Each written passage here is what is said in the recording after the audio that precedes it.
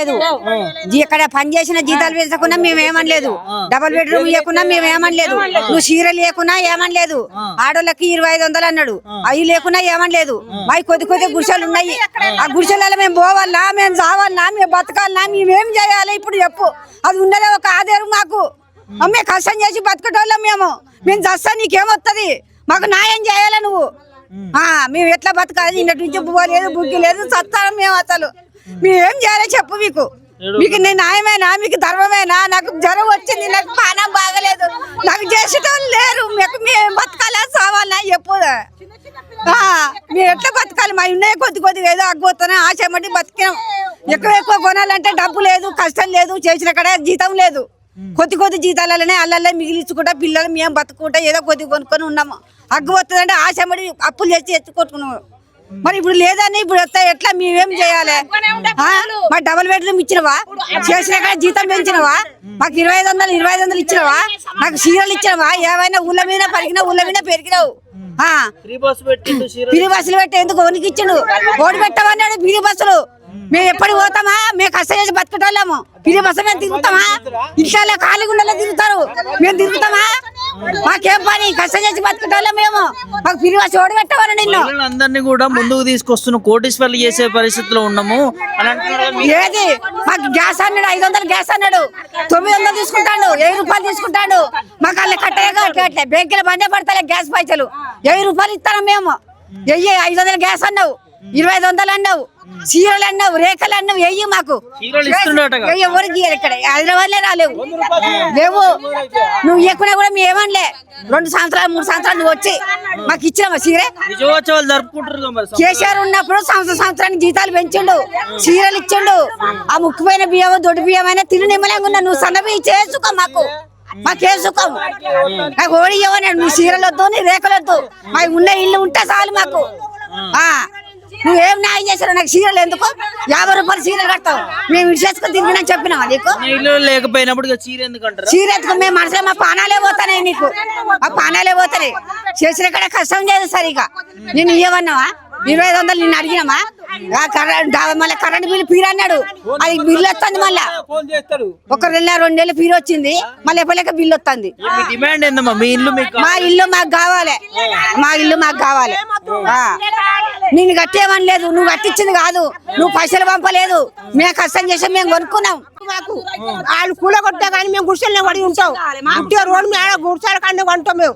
మాకేం వద్దు, ఆయన ఇచ్చే ఏమి ఇచ్చినా వద్దు. మేము మా పిల్లలు చిన్న పిల్లలు ఉన్నారు, మేము పరిశ్రమలో ఉన్నాం సార్. మాకు మేము అప్పు చేసి తీసుకున్నాం. మేము నీళ్ళ బిల్లు కడుతున్నాం, కరెంట్ బిల్లు కడుతున్నాం, టెక్స్ కడుతున్నాం, అన్ని వచ్చినాయి. మరి ఇది అయితే ఇవన్నీ ఎందుకు కట్టించుకుంటాండు?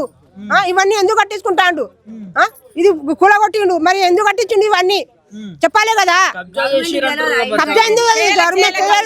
మేము కబ్జా చేయలేదు, మేము పైసలు కట్టి కొనుక్కున్నాం. మేము పైసలు ఇచ్చి కొనుక్కున్నాం. మేము కబ్జా ఏం కొనలేము. మేము కబ్జా చేయలేదు కాదు. మేము డబ్బులు కోసుకొని ఇళ్ళ చిప్పలు కడిగి ఇళ్ళలో పని చేసి కష్టం చేసి చేసుకున్నాం సార్. మేము ఇళ్ళలో పని చేస్తాం. మేము ఇళ్ళలో కాదు, మేము ఉన్నోళ్ళం కాదు, మేము గరీబ్ వాళ్ళం. మేము గరీబ్ వాళ్ళం. మేము ఇళ్ళలో పని చేసుకొని బతికి మేము కొనుక్కున్నాం. మేము మాకు ఫ్రీలా తీసుకోలేదు, మేము కబ్జా చేయలేదు సార్. మాకు రూపాయి జమ చేసుకొని మేము తీసుకున్నాం. ఇది మేము అన్ని కడుతున్నాం. మేము అన్ని ఫ్రీలో మాకు ఏళ్ళు ఇస్తారు, అన్ని కడుతున్నాం. మేము టెక్స్ కడుతున్నాం, నీళ్ళ బిల్లు, కరెంటు బిల్లు అన్ని వస్తున్నాయి మాకు. ఈ కబ్జా ఫ్రీలో కబ్జా అయితే ఇవన్నీ ఎందుకు వస్తాయి సార్? ఇవి వస్తాయా? రావు కదా. మళ్ళీ ఎట్లా తీసుకున్నారు వీళ్ళు? ఎందుకు కొడతారు? మేము ఎటు పోవాలి? మాకు రోడ్డు మీద 20 సంవత్సరాల కాడి నుంచి పడి ఉంటున్నాం. అప్పటి కాడికి ఎవరు రాలేదు.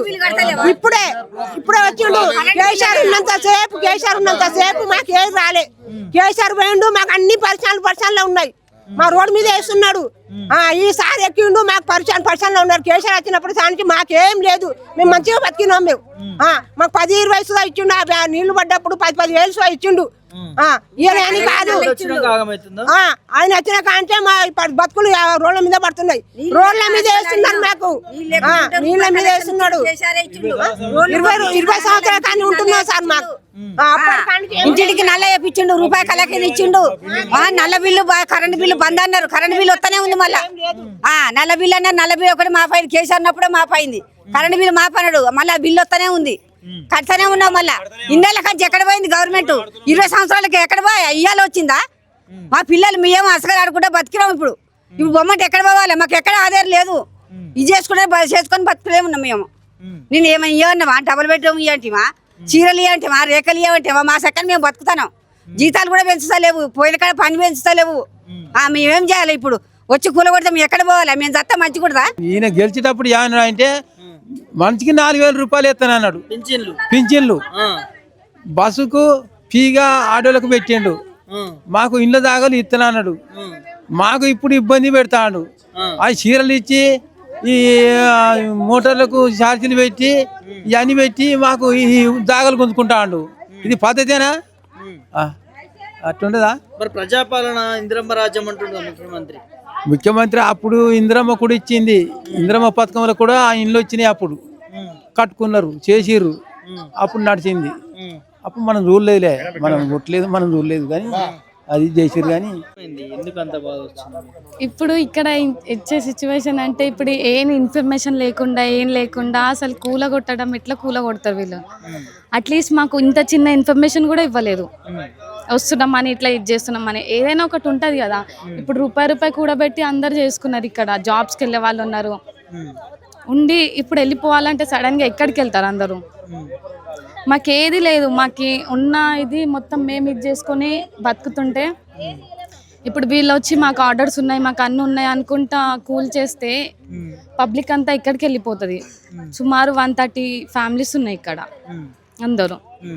ఇప్పుడు వెళ్ళిపోవాలంటే ఎక్కడికి వెళ్తారు వాళ్ళు?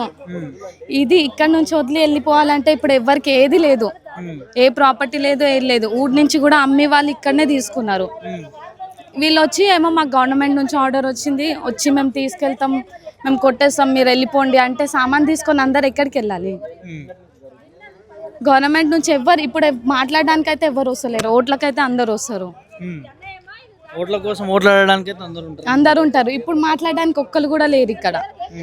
సొంతంగా ఎవరు ఫైట్ చేసినా వీళ్ళందరినీ దొబ్బేసి మరి నెట్టేసి మరి జేసీపీ వాళ్ళ మీద వేస్తున్నారు. ప్రజా ప్రభుత్వం ఇది, అందరికి న్యాయం చేసే ప్రభుత్వం అని మాట్లాడుతూ ఉంటారు కదా తల్లి.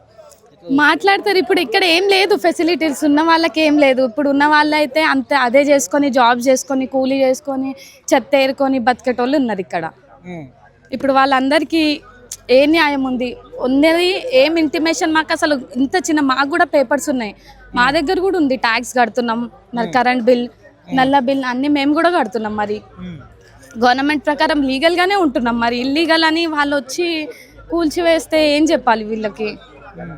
అట్లీస్ట్ ఒక్క ఇన్ఫర్మేషన్ అయినా ఇస్తారు, టైం అయినా ఇస్తారు. ఆ టైం ఏది లేకుండా డైరెక్ట్ మా సామాన్లన్నీ బయట తీసేసి వాళ్ళు వచ్చి కూల్ చేస్తున్నారు.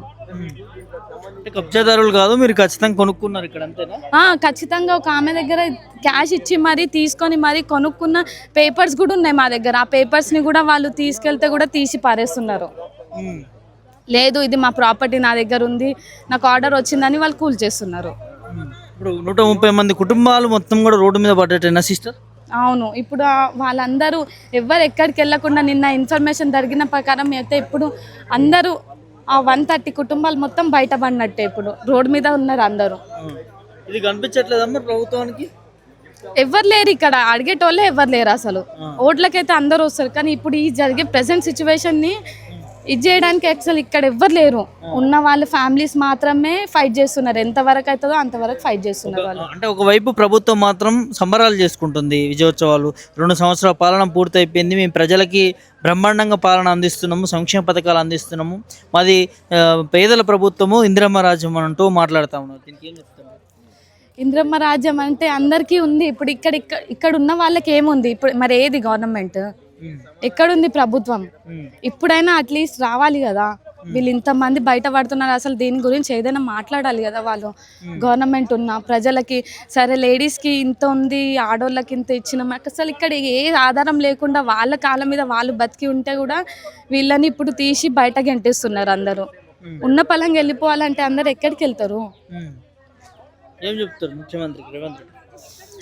ఆయన వచ్చి చూడాలి అసలు ఏంటి. పేపర్స్ ఉన్నా కానీ మేము ఎందుకు ఇది చేయాలి? మాది లీగల్ ఉన్నప్పుడు ఎట్లా ఇక్కడ నుంచి వెళ్ళిపోవాలి? ఏదైనా మాకు చెయ్యాలి, ఆయన రావాలి, మాట్లాడాలి మాతో, అంతే. రావాలి, స్పందించాలంటారు. స్పందించాలి మా కోసం అయితే.